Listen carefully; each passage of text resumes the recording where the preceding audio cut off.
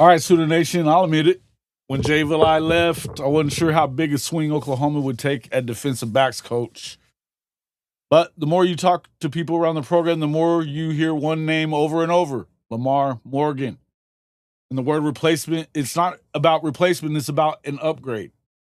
And that's not the only shift happening in Norman either. With DeMarco Murray out, the Sooners are about to reset the tone in the running back room too. So tonight, myself and Chris Mason from Sooners 360, we're going to ask the real question. Are these just off-season vibes? Or is Brent Venables quietly leveling up his staff for the SEC grind? Talk about it.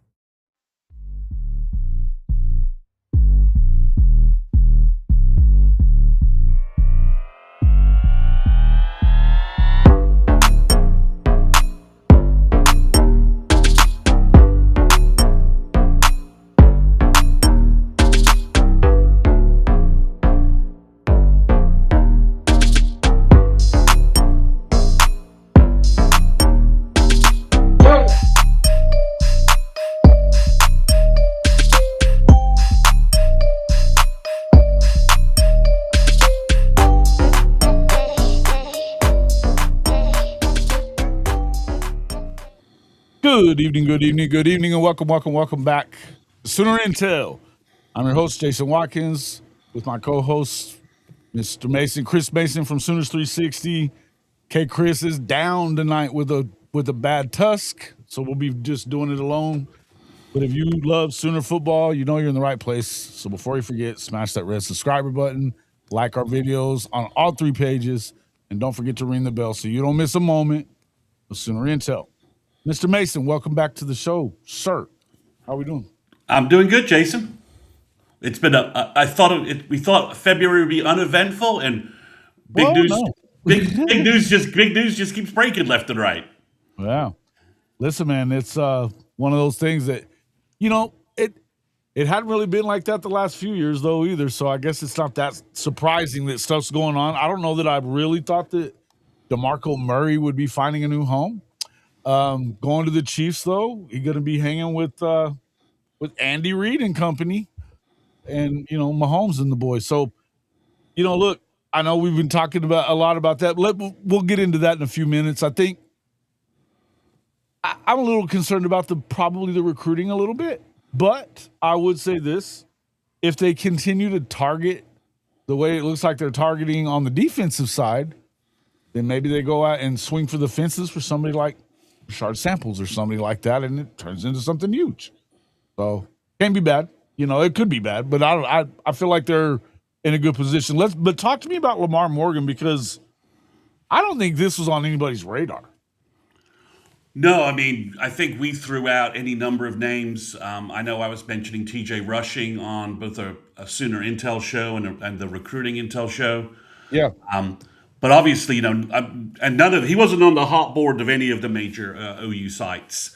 So this was obviously a thorough process Brent went through. He didn't take an easy layup of just promoting Xavier Brewer, which I think he could have done, and that would have been an explainable strategy. Sure. But instead, he obviously, I think he's sort of learned a lesson from the Seth Luttrell situation, and his hiring process is, I think, just has more rigor and more process to it. He's obviously reviewing more resumes. He's getting more opinions from different voices. I think Nagy is probably helping in that regard. Like, Brent, let me give you 5 resumes of guys the NFL really likes. Let me ask my NFL guys for some resumes that you can review, not review, but it just helps when you get somebody else providing you with different perspectives and viewpoints. You end up, I've done hiring before, and whenever people could provide and help me with names to consider and review, it was always a good thing, never a bad thing, right? It's never a bad thing to have folks providing you with information and different data points and viewpoints when you're doing hiring. So I think it Well, shows. when Nagy was last in the NFL, I mean, it's not like he wasn't on in good franchises. It's not like he was with the Browns and shit. Well, So they had good exactly. coaches. Yeah. They So had good exactly. coaches, right? Yeah. And so I think it shows that Brent is willing to go outside of the OU guy, outside of the Clemson guy, and Yeah. is willing to willing to review resumes and decide and interview guys and find the right fit. And Lamar Morgan's a veteran coach. Something you brought up and something that Chris brought up last night. That's another defensive coordinator on staff.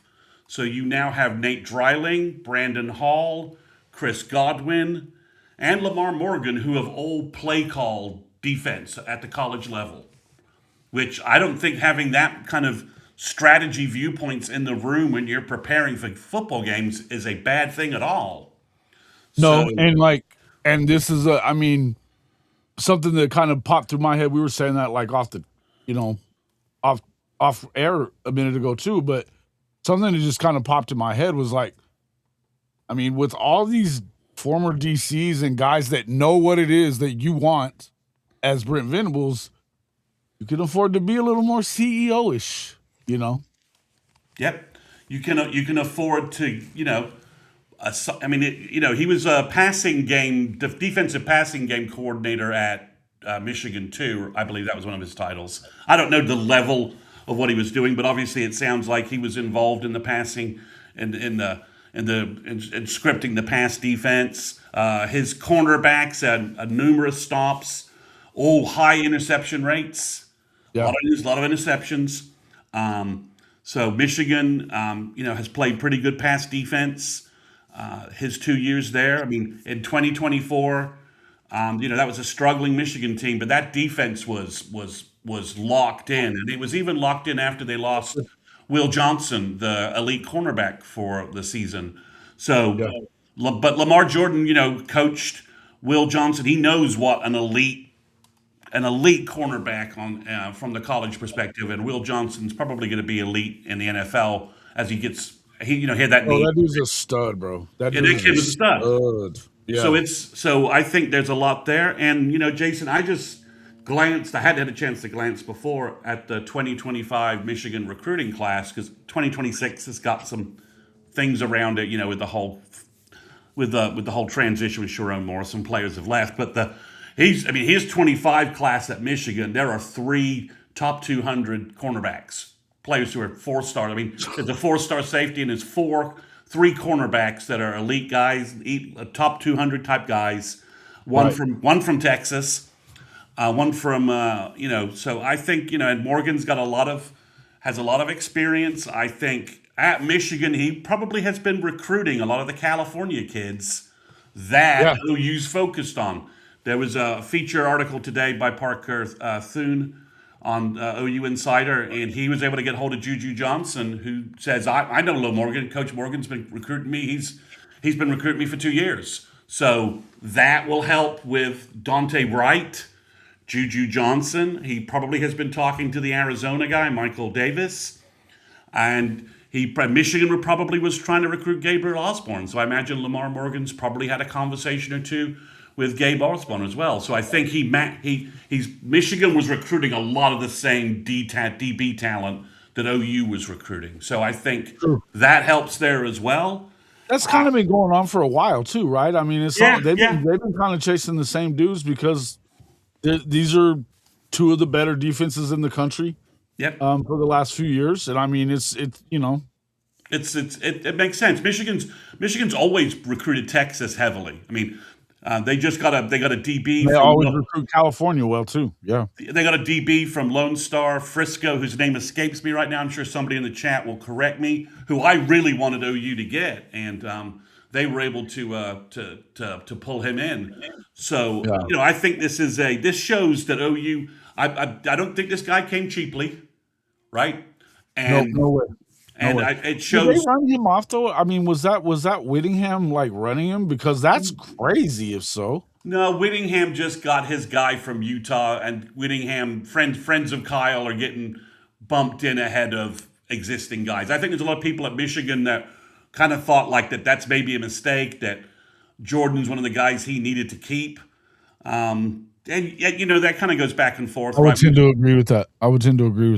Yeah. Sometimes you want some continuity, and sometimes you want your own guys, and both arguments have their validity to them, right? It's like, okay, I can see that, but I think, for OU to go get a guy who, as you said, 2024 Michigan defense, 2025 their defense, took a step back a little bit, but all that NFL talent, it was hard not to. But they're still going to have 3 or 4 guys drafted.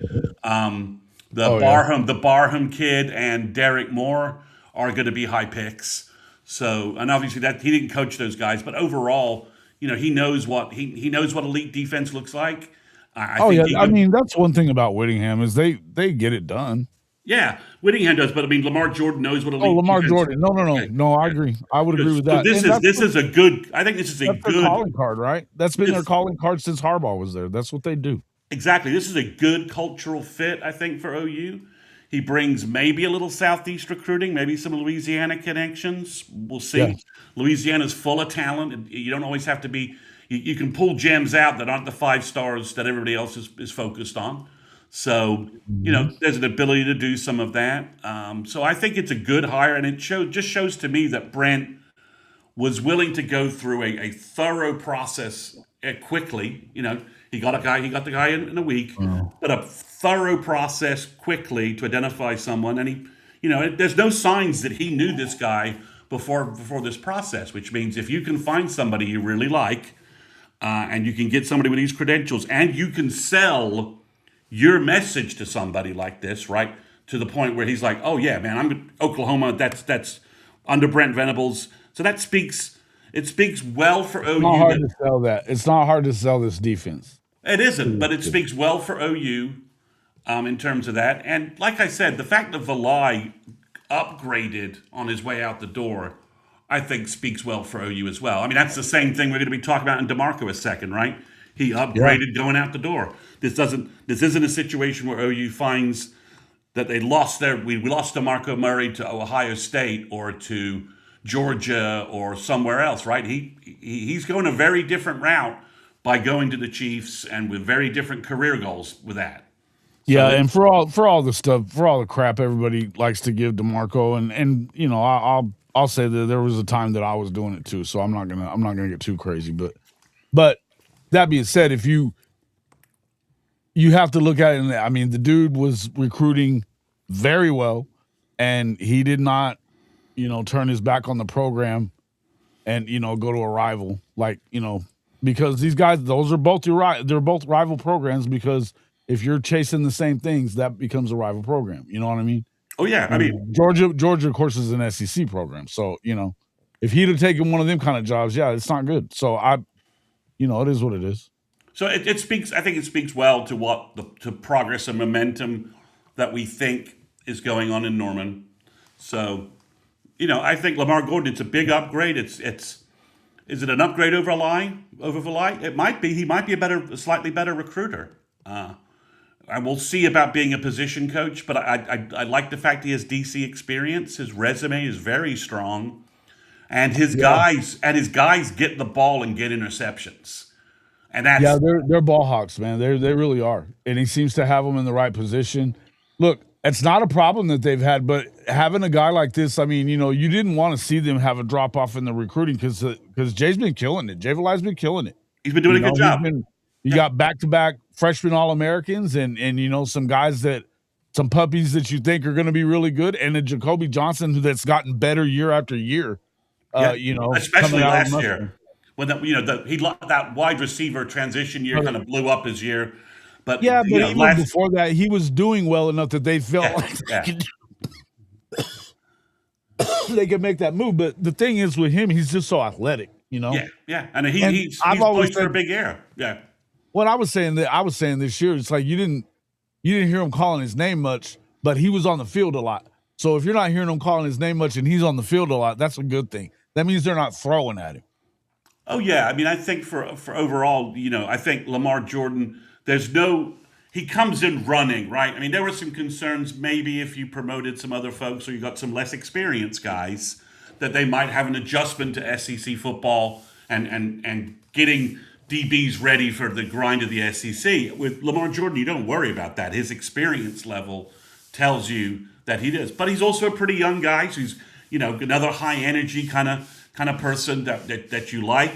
So I think this was a good hire, and it was just surprising, which I think is good that that it's a name that that Brent didn't do the predictable thing, right? That shows that the hiring process is getting some maturity and rigor around it, which is what we want, right? This is how you avoid mistakes by looking at multiple people when you hire folks and not just hiring the friend of Brent or the OU guy the alum that people are pushing. Yeah, and I mean, I'm seeing Quentin Griffin in there, and like that almost feels like to me like that. I would never want AD to become the Oklahoma running back coach because I don't want to hear you people talking about him the way you did about DeMarco.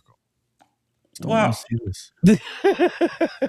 again, so I think that shows a certain level that OU's serious about this. I mean, you saw what Jason Witten got paid coming through the door, right? OU wasn't screwing around to recruit Witten and get him in to be the tight end coach, and Yeah. they're not screwing around paying their assistants. They realize that if and when any guardrails get around college football, and who knows when that will happen, if it will happen, but at some point, if it does, putting money into your staff is going to be one way that you counter that cap, right? That you get better. No doubt. And I mean, you saw where, Eli Drinkwitz in December when and I mean, what a deal he got. I can't believe the deal he got, by the way. That, 10.25 a year going up to 11.25 at the end of the deal if it stays at 2031. But every year he has 8 wins. They've given him 200,000 extra and another year on the deal. Plus, they bumped up his assistant pay to $16 million. You've got to pay these dudes. They will leave. Yeah, this is why Chavis is now making $1 million, and this is why Todd Bates is making $1 million, and this is why you've also brought Todd in making 2 now, isn't he? It didn't even. He's probably like 1.2, 1.3, something like that. And then this is why you bring in an assistant analyst to work with Chavis and Bates, right? We're bringing in someone to help you with the load. They're bringing in this Clemson guy. I think his name's Deshaun Lawrence. I think I have that right. And he's going to help those guys. And he's got like a Chavis-like profile kind of to him. And that means, if you're Chavis and Bates, you're like, okay, well, OU's bringing in someone to help us to reduce our workload and help us have a better. No, I like that pickup too. I thought that was big. I mean, that guy's an NFL guy just a year ago. George Stoya was talking about covering him with the Broncos and how good he was. A walk-on, wasn't he, at Clemson? Wasn't he a walk-on at Clemson? I don't know. He was an undrafted free agent, and he made his. Maybe that was what it was. He grinded his way into the NFL, and that's the kind of guy that brings some gravitas with the young D line that we're bringing in. So everything OU's doing seems to be that Nagy is like, okay, I'm fine playing with no guardrails. I'll make it work. But if and when guardrails get put in, I'm going to make sure Brent and OU has the best staff. Make no mistake, though, they're not going to stop paying these kids. You can't. No. But I'm just saying. Listen, I'll just throw this out here real quick. The guardrails don't seem any closer. I was here in Mississippi today. Yeah, you're right. You're right. And I mean, listen, well, I'm going to talk more about that later on another show, but suffice it to say, the NCAA, number one, they're not putting up a huge fight. And number two, they suck at it anyway. So it's, these things aren't changing. Trinidad Chambliss is back. He's coming back. The injunction went through. He'll be back this year. Get ready. And these things aren't going to change. But I agree with what you're saying wholeheartedly that the money that's going around college football right now, you cannot sit there and hoard it if you're one of these universities because you won't continue getting it because you won't win. You got to invest in. So OU's investing in staff, right? Nagy's got has his professional front office, and Brent has the money to go get quality, he does excellent hires. So, I think that the Lamar Jordan thing it shows that I lost a really good guy, I brought in a really good guy. So, I've got continuity on the staff, and I'm bringing in somebody else who has DC knowledge that somebody else who can bring different ideas to the table so that the defense never gets stale, so to speak, if that makes sense. The defensive strategy sessions never get stale. You've got Goodwin, Dreiling, Hall, and now Morgan all bringing different ideas to the table to Brent in terms of how OU's game day strategy should be to do different things, identify tendencies and say, well, we keep doing this, we should be doing this instead. Those things, when you have someone that's been calling the whole defense, he can bring those. He's got the authority to bring that to Brent and say we should be doing these things instead in our secondary coverage. And Brent can say, you know what, you're right, and that's invaluable even for a defensive whiz like Brent, right? You can always learn new stuff. You can always, having four DC smart minds in the room is better than one. Just is. No doubt. And I mean, you've already seen there's no egos in this room either. You know what I mean? Well, and also none of them are under the illusion that they're in charge of anything over Brent. So exactly. That probably helps. Yeah, exactly. There's no. So I think it's really good. But I think it's a clear sign that OU is willing, is competitive salary wise, which is great news, right? Because Joe C was always, criticism of Joe C was he was always, minding the purse a little heavily, right?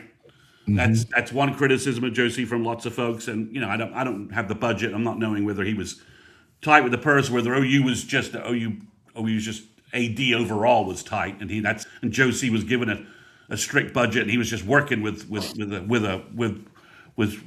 guidelines. But regardless, OU had the money to make sure that Lamar Morgan, who was clearly out there willing to accept offers, decided, yep, OU's a great place to be, and they're paying top rate, and I can go there, and I know I can go there, do really well for 3 or 4 years, and if I want to jump to the NFL, that'll happen too. And that's upward mobility from your assistants is not a bad thing. No. When you're not, I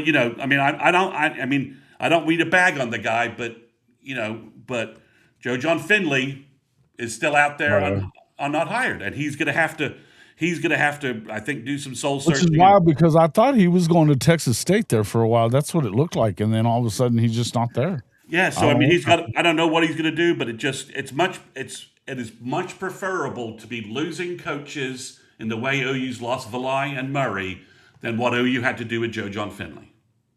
That this is good attrition versus negative bad attrition, mm-hmm. and I think that speaks well to where the program may be heading. But we'll see. We got another season to get our legs stabilized before we put too many carts before horses in terms of that. But I think there are positive signs. There are positive signs, though. No, listen, the way they recruit, the way that they've the coaches that they have, aside from one or two that I would talk about, that I would say. But I'll just say this: if you can prove me wrong and shut me right up, if you go handle business this year on that offensive side of the football, yeah. And look, adding a guy that, I know a lot of people are, we can go ahead and just talk about who we think might be the guy in the running back room because, look, I think at some point it becomes toxic enough that I don't think that DeMarco's a big social media guy that cares a whole lot. And I know he doesn't give a two shits normally what anybody thinks about him because he's always been a prima donna. Always, as we know. That being said, at some point, it probably gets toxic enough that it's time, right? You just need to. I think a fresh voice in the room is going to be an asset. Yeah, and the truth be told, I mean, look, for whatever reason it is, here's the thing: sometimes you fire whoever, and it may not be their fault. You know what I mean? The one thing that concerns me, as I said a few minutes ago, is that this is a guy that recruits his ass off. And, I mean, the dude just brings in top 100 running backs year after year. And let's be real. I mean, for all the DeMarco haters, let's have a reality check here. Yeah. This resets OU's recruiting. OU has 3 really good verbal commitments for 2027 and 2028, and they are heavily tied to DeMarco Murray. Yes, they are. They are Micah As are Rhodes, the other guys that are in the room today. as you know, Hatton, Walker. These guys are all heavily tied to DeMarco. This is not a situation where DeMarco was unable to recruit, didn't have the energy to recruit, or whatever criticism you want to lay. I mean, he got Hatton. He flipped Hatton for us. Now, the OU front office was able to add a little leverage that propped the door open, that allowed Marco to blow it open. So it's a team effort, but we're going to take a hit. Micah Rhodes probably will put himself back on the recruiting market in the next couple of Yeah, I weeks. figured that's probably right. He's a 28 kid, so I mean, there's a lot of time. This time, right? Keldred Ben from Montgomery, Texas, probably will do the same thing. Part of that is his recruiting is just blown up. His offer list after he verbal to OU is just ridiculous. Oregon, Texas, Miami. I think UGA probably is close to offering or has offered. So it's a massive list. Truoki, DeMarco has been talking to the kids. I mean, this all just blew up late Wednesday night. So I told Jason. I don't know exactly what he said, but he's not like these guys and him are tight anyway. So they weren't. Now it may have been kind of news to them or whatever. I think it's kind of news to everybody because it looked like he was staying. But I'll say this is like, that's what I was saying earlier. DeMarco's loyal to Oklahoma. Yeah, he's been talking. He's talking to the kids. He's telling them to stay with OU, wait for the new coach, all the things you want him to do. But the Chiefs have been after him for nearly like 2.5 weeks. Mm-hmm. And DeMarco was pretty much set on staying at the end of last week. That's what my sources told me. Jason will tell you that I told him that last week.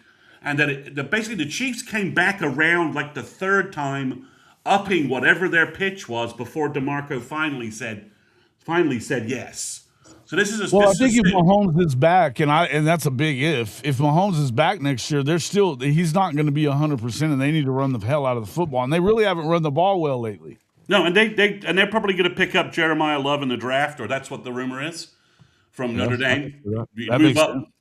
He'll either tumble to them through some insane calculation of different picks going to different players. But I think he's a stud, man. And we know. I honestly think DeMarco's kind of hard ass my way of the highway. I think it probably works with veterans better than it does freshmen and sophomores. I would agree with that. I know that. I mean, the rumor is that Taylor Tatum told him to go fuck himself at one of the last practice that he was in.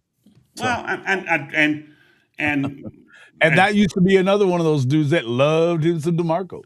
Well, exactly. And the coach that recruits you and the coach that coaches you, that's always the reality check, right? And DeMarco, and Kennedy Brooks loved playing for him. Eric Gray loved playing for him. Ramondre Stevenson loved playing for him. Even after Tawi, we know everything that happened with Tawi and him the year that, before he left. And Tawi, he was on the show with me one day.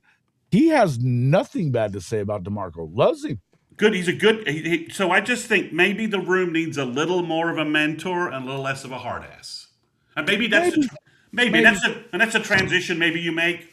I don't know. There's a difference in coaching hard and being a prick all the time. There is, and maybe DeMarco walked that edge, but where did he learn that from? I think he probably did. He learned that from? He learned it from Kale, and everyone thinks Kale. Oh yeah, Kale's a prick. Yeah, I get it. Yeah, I mean, so that's where everyone's like, why does DeMarco do these things? He learned them from Kale. It's like, guys, he sat on the bench and watched Alan Patrick start games ahead of him. When we all knew in 2007 that DeMarco was the best damn running back in the room, but without a doubt. So there's some of those things, but I think it could be a positive move for OU. The only question I have, Jason, is some of the names I'm seeing. I'll just be blunt. They don't have the recruiting chops and the recruiting pelts on the wall that OU expects on the running back position right now. Now, maybe they can do that with the OU brand behind them, but some of the guys that are being mentioned, I'm like, I follow recruiting heavily. That guy hasn't landed the kind of guys OU wants at running back. Well, here's what I would say though on that. Can you produce talent out of the guys that you get? Like, because I got to tell you, at the moment, we know, and there's any number of reasons why the running backs haven't succeeded in the last basically 3 seasons. We didn't see much. Eric Gray was the last one. I mean, look, I get it. Gavin Sawchuk, when he was healthy, he was pretty good. We saw sometime flashes out of Javonte a couple of times, but it was never steady. And then, look, I thought that X Rob and Torrey were really good this past year. They weren't committed to the running game. So my only thought about any of this would be I want to see them be heavy on. I get the recruiting side of it. I think that you can recruit at Oklahoma for running backs because it's Oklahoma. But I think at some point you're going to have to go back to getting those guys to, be able to put up some numbers because that helps their pocketbook, and in turn, helps you continue to recruit really good guys. Right? Yeah, I think obviously the playoffs. If you're watching the playoffs, obviously having a physical run game and an elite defense are the two check boxes you need to have, right, to move forward. In the playoffs. So I think OU, this is part of a new running back coach. Maybe you're looking for somebody who can who would be your number one guy. Who would be your number one guy? To me, the guy who sort of combines pelts on the wall, productivity, has been in some diverse offenses that focused on running the football. Okay. He did a lousy job as head coach, but Deshaun Foster is available. Yeah, he would not bother me at all. And correct me if I'm wrong, they were in talks with him a few weeks ago, a month ago or something about joining the staff in some capacity already. Yeah, so that both George Stoya and I think Parker Thune have mentioned that has been floating around. So obviously, and Stacey Ford knows him so well. So and obviously, Stacey Ford, he's a Cali guy, right? Well, he was Foster's director of recruiting, director of scouting, I think. So obviously there's a connection there. For those that don't know, remember, Deshaun Foster was a superstar running back out of Texas. Spurned Texas and OU to go to UCLA, was great at UCLA. He's done a good job coaching. He was good in the NFL when he was healthy. He was a damn good running back in the league, too. That guy's been a stud since he woke up. And he's got pelts. He's got pelts on the wall from recruiting. He knows Texas. He's got the gravitas that you would need and like. So I think that's an obvious fit right there. I think for the most part, and obviously I like the fact he was under Chip Kelly. In terms of running back coach under Chip Kelly, nobody runs it as a coordinator like Chip did. And Chip ran the damn ball, and that was untalented. I love those wide splits and running downhill. Ooh. And that was some.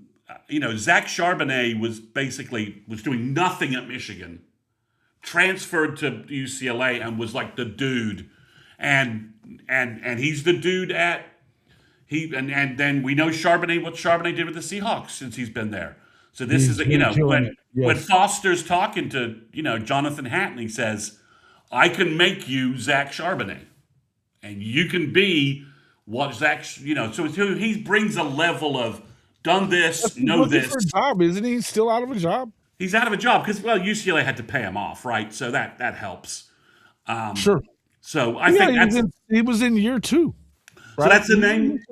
If you could pull him from Detroit. I mean, Tashard Choice makes too much sense as well. No doubt. And I mean, if you could pry Rashard Samples away from Oregon, that makes sense too.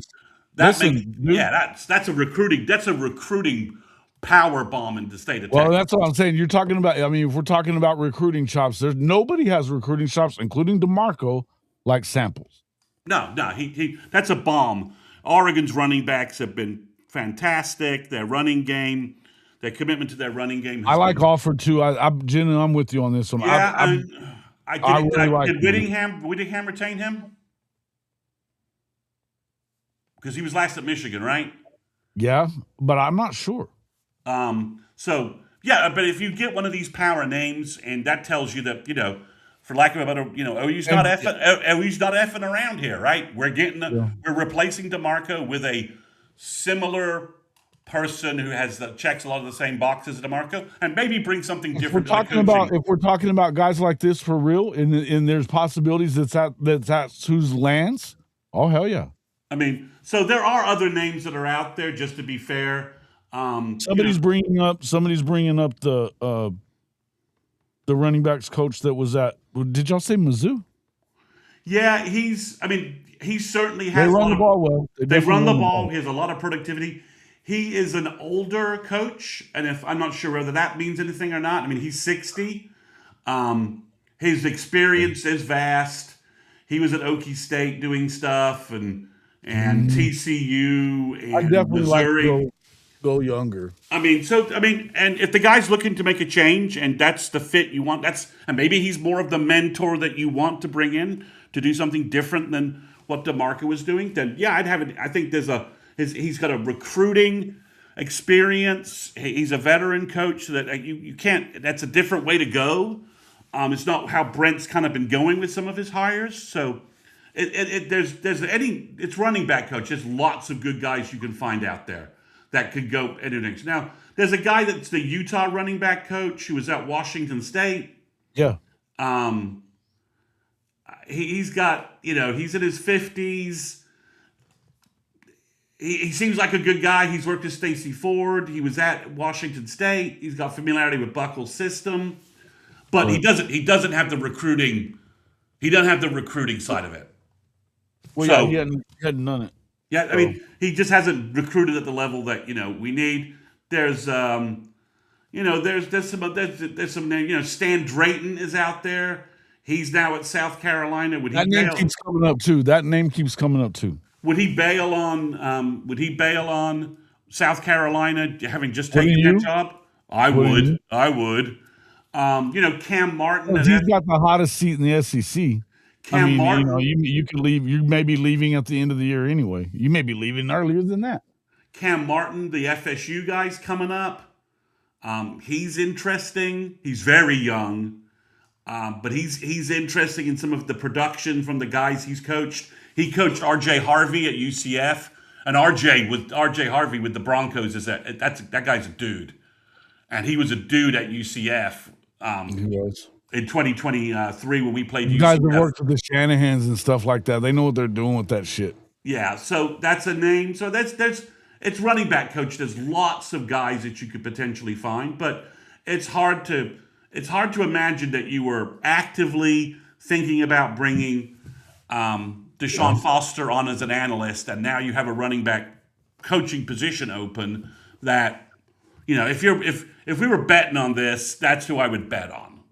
But Brent, like I said, but again, Brent went off the hot board for Lamar Morgan, and maybe he does that again.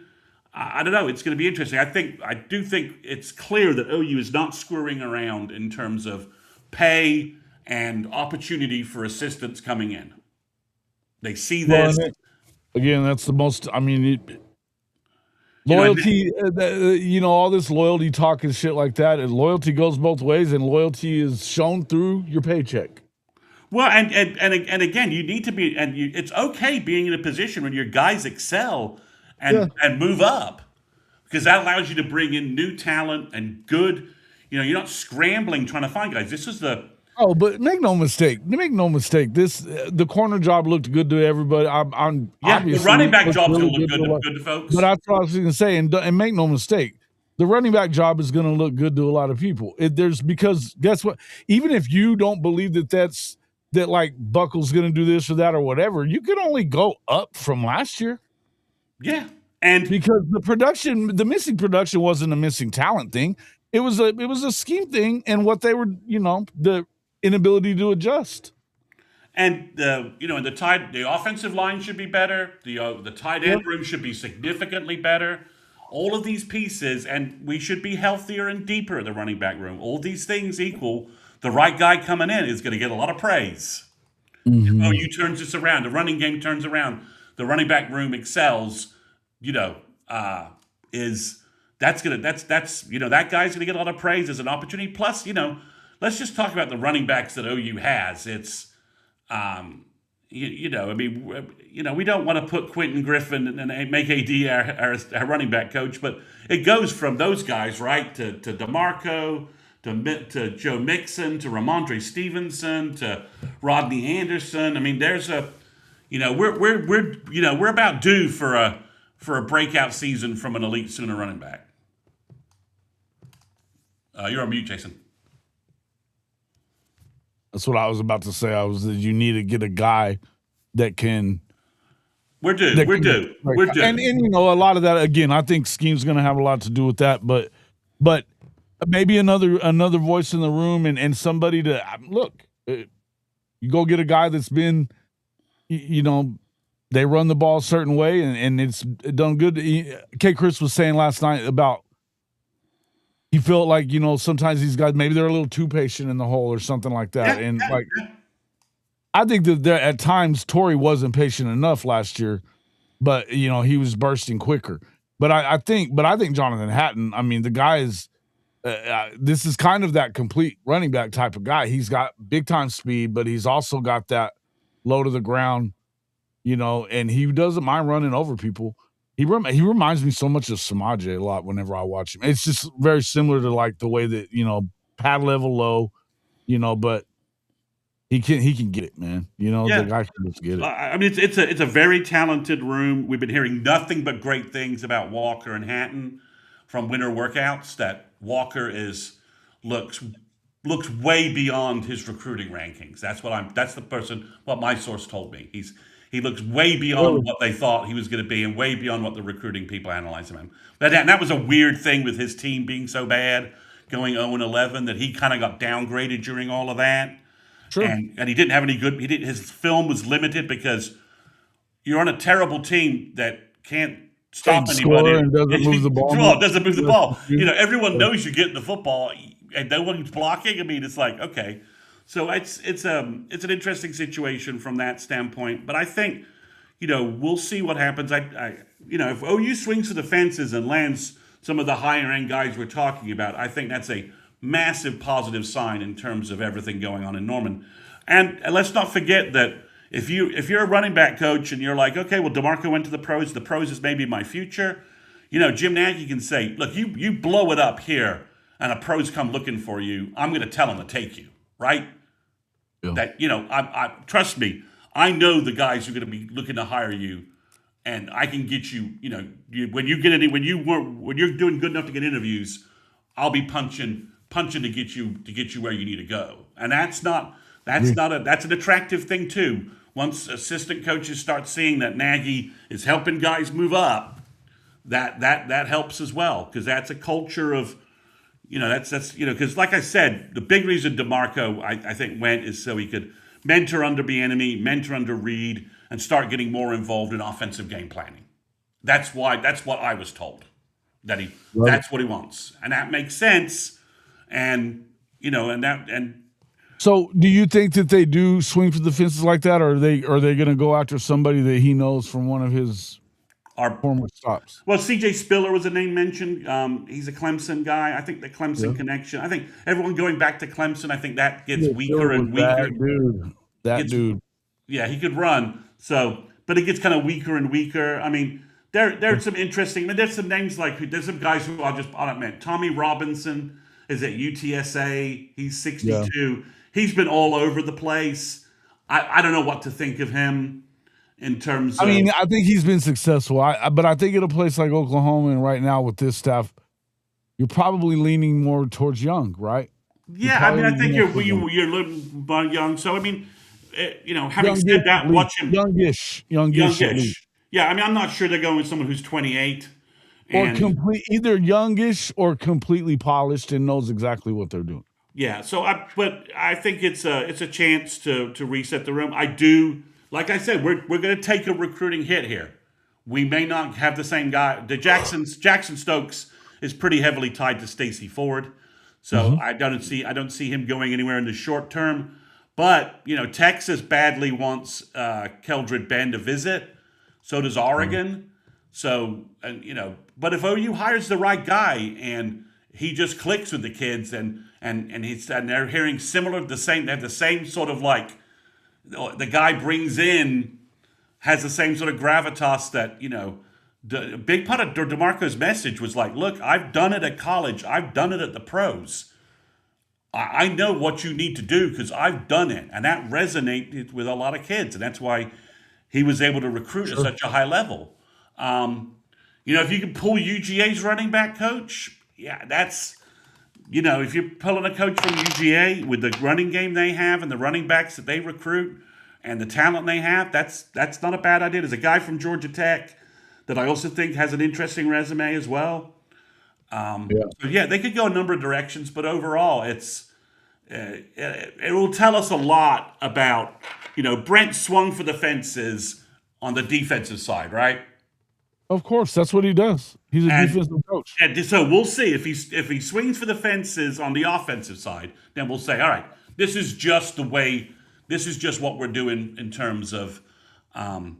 That's where, I mean, look, I think they've done okay on the offensive side. I don't think they've been great at times, right?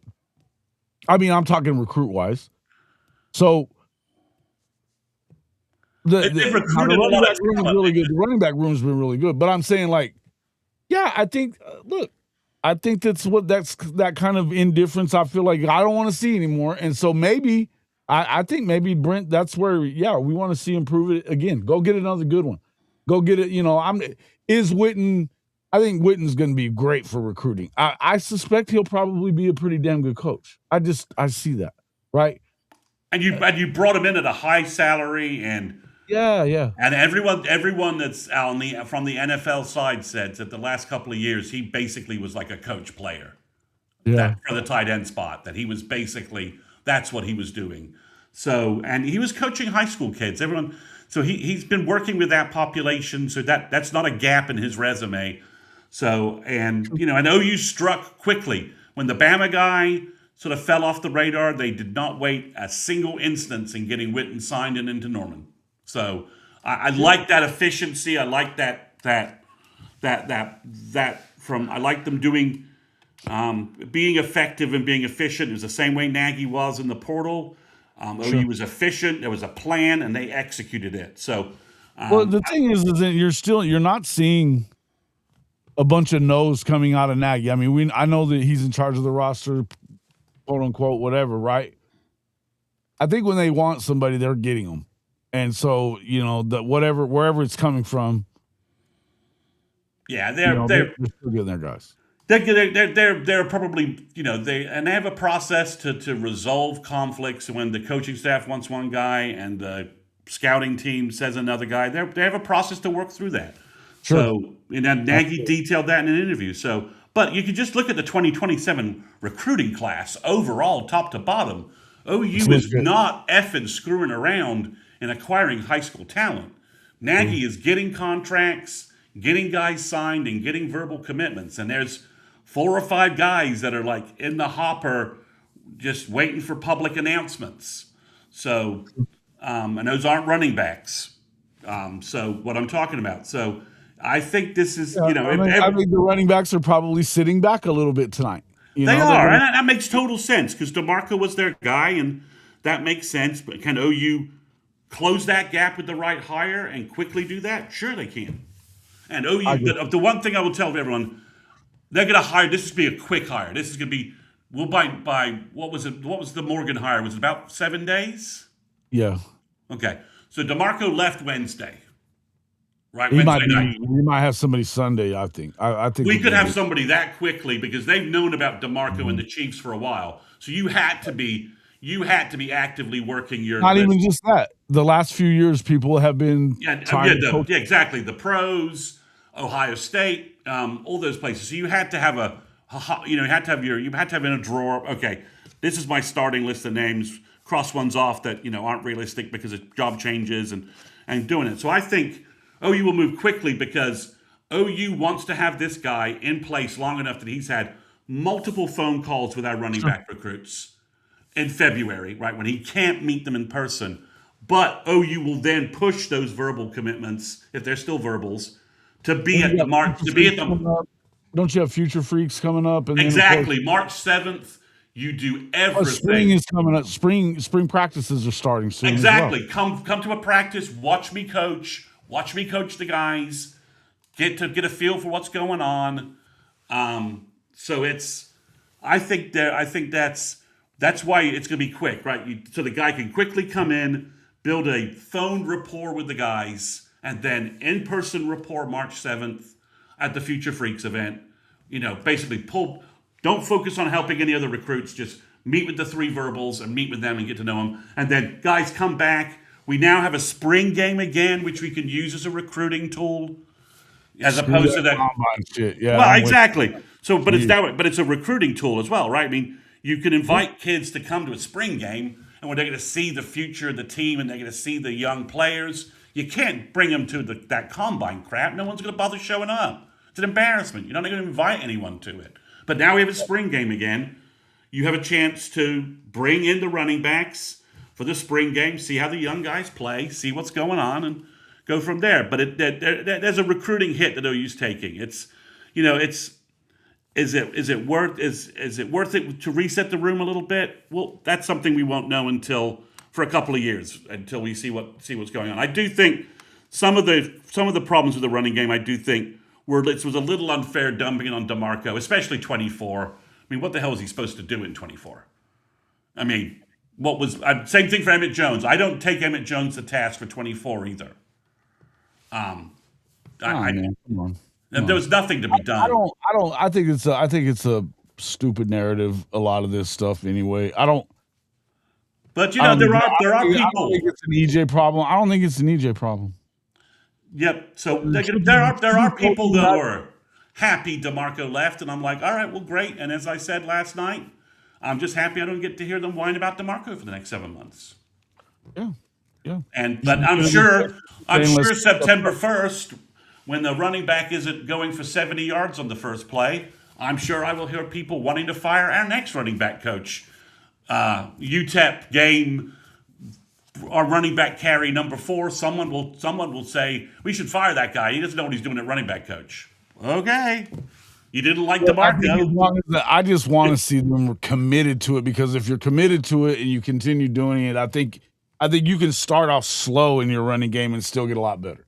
Right? I do too. I mean, again, Jason, just to me, I don't know how you could have watched the playoffs after OU got knocked out if you're Brent, and you're a football junkie, so we know you were watching it.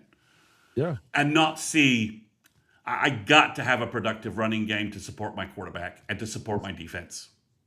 I mean, you go back to that championship game. I thought Miami lost it by stopping. They stopped running. They went away from Fletcher. They had the bigger offensive line, the more physical trench team, and the bigger back. They went to the air. They went to the air and it bit them. And so, I mean, eventually, the reason that Indiana to me won it was because they weren't going to stop doing what they did. They weren't going to stop doing it. So you've got to run the football. And I would say that the better teams in the whole country last year were big running teams. I think the Super Bowl, right? Look at the Super Bowl. Georgia's in that situation instead of Miami. Georgia doesn't stop running the ball. Yeah, and look at the Super Bowl, right? Sam Darnold, Walker, and the Seahawks running game won that Super Bowl. Shit. Yeah, and it wasn't a game. And but also I think if you're Brent, you just have to look and say, I've got my defense to a certain level. Maybe there's another gear, but there's not too many more gears that the OU defense can really hit, right? Just in terms of with the talent and the way NIL works and everything else, right? And guys going early to the NFL, right? I mean, we're probably not going to get to have senior Taylor Wine, right? We just know that, probably. Or senior David Stone, right? The sort of things you would need to take the defense to like a 2000 level or 2003, something like that, right? But he should look at it and goes, well, the best way I can help my defense is by having a good running game to complement my defense. It rests your defense, it wears out the opposing team, and it keeps your quarterback, That you don't have to have hero quarterbacks. Yeah, listen, with the way that we saw him mature at times last year, game manager is the word of the year for him. So just run the ball. And let him pass when you've got better weapons. Use your better weapons and have a more balanced game plan where Well, the and don't ball's have not them in. Watkins zoned on the back end where they don't have to, that they know that you're not going to test them there. Yeah. So I mean, I think all of that you have to add that up. You did. I'd have to think you did not pay Kevin Wilson $500,000 as your offensive analyst guru guy not to use his acumen with the running game. I agree 100%. I mean, he loves that job. He loves what he's doing. Get him in a room with Bill Arbuckle and Brent there, and just view what we should be doing and tinker. And because you've now got, like you said, you've got 4 defensive coordinators that can really focus on keeping your defense humming. You, as a Brent, you've got time to spend sitting down with, last year he was coaching for his job, so being the super DC made perfect sense, right? That was all. He was just doing what he needed to do to keep his job. Completely understandable. But you need to transition this spring. Now what you need to do to keep your job is to make your offense better too. Well, just take your job to the next level, right? I mean, put all those doubts away, put up 10-win seasons, drive in the playoffs, and then Nagy's taking care of your recruiting pipeline, and he's going to take care of your portal pipeline. So it's really just get the offense going, but push your agenda of running the ball. If I'm Brent, I'm like, I need a kick-ass running back coach who can bring some ideas to this table and bring experience and continue to get the elite guys that DeMarco was getting, so that we have studs in the backfield. So I think that tells me that got to hit, right? One of them's got to hit. Yeah, I mean exactly. So the reason that one of these guys is going to hit. Well, I mean, and they have hit when they've been healthy. Listen, like I said, I think Torrey's a home run hitter all day long. We've been saying that since last year. I think that X-Rob, when healthy, is he's a beast, and I think that Hatton is gonna be. I think that he's gonna, I keep using that analogy you used that day. I think dogs, if they're gonna bite, they do it when they're puppies, and I think he's gonna bite. He did. And it's. So I think it's interesting that the hire will tell us a lot, and I'm hoping OU swings for the fences and brings in a guy that we're like, OU's OU's not effing around, and he's Brent is not doing the easy quick hire of some guy he knows. The friend of Brent thing ain't happening. The bringing the OU guy ain't happening, and bringing the Clemson guy's not happening. Brent is pulling the 4 best resumes he's getting from a voice. I love the way they've been going after. Hey, listen, I would be okay with this guy at Michigan. I mean, look. Yeah, I mean he's. I mean, again, their backs are really good. So have been good.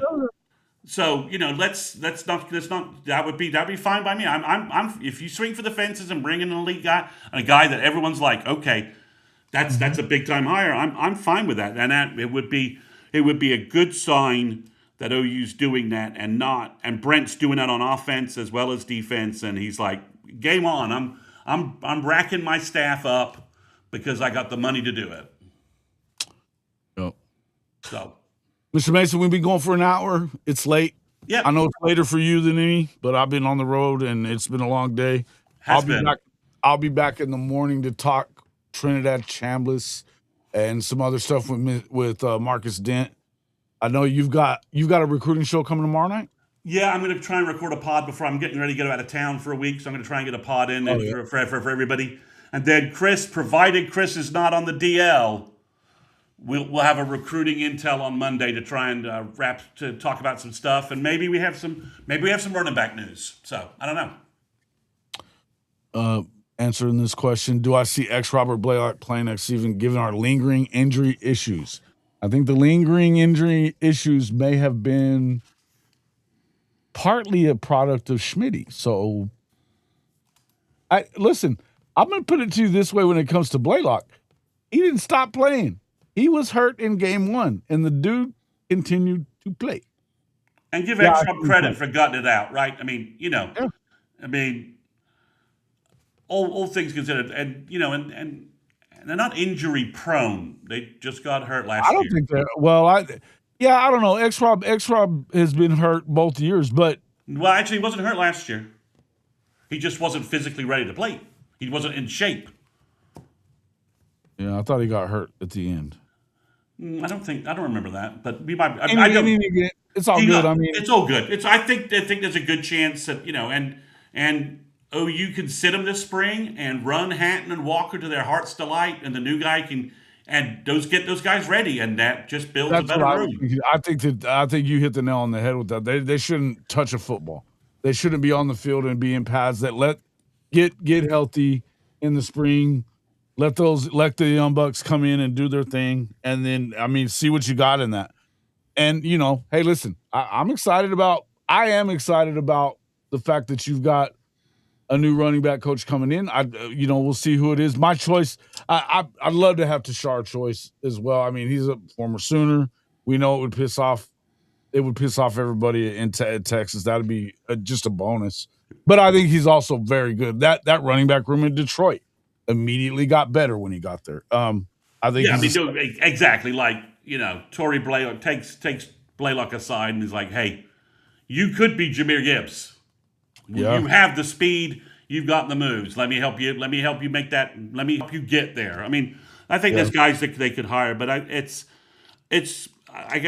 hope they swing for the fences. But again, maybe if they get a different name, you take a different view of what they're I doing. think as long as they go get a guy that's a guy, you know what I mean? I want to do to the running back position, like a guy that you're not having to Big- worry about getting guys. yeah, and I'm still something keeps popping in my head. I feel like it might be Deshaun, what's his name from Foster. UCLA? Yeah. Foster. Yes. I It mean, just feels like that when sometimes if the they were obvious already- move is the right move. in some way they've been talking to him, and so it feels like maybe so.